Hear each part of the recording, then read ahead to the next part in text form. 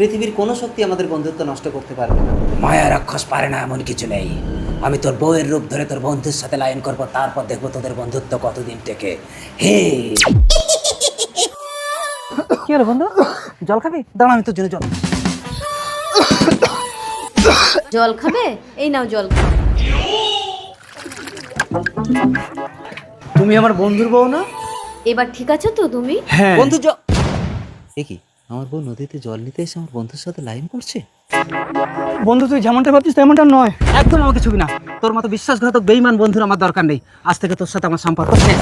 যা, যা এখান থেকে। আর মায়া, তুমি চলো ঘরে চলো। এসো।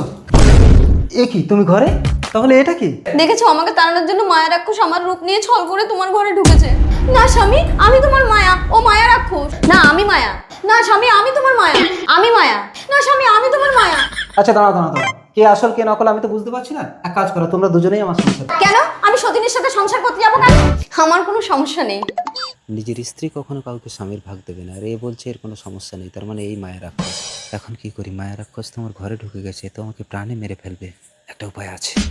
শোনো মায়া, এই মায়া রাক্ষস, একে আমি ঘর থেকে বের করে দূরে জঙ্গলে ছেড়ে দিয়ে আসি। তুমি ঘরে থাকো, কেমন? না ঠিক আছে। এই চলো। না আমি কেন যাবো? আমি তোমার আসল বউ।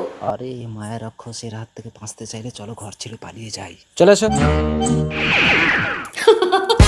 আমি এখনই রাজমহলের রানী। রানী না তো তুমি রাক্ষস। এই ঘরের মধ্যে বন্দি থাকো, তারপর তোমার ব্যবস্থা করছিস।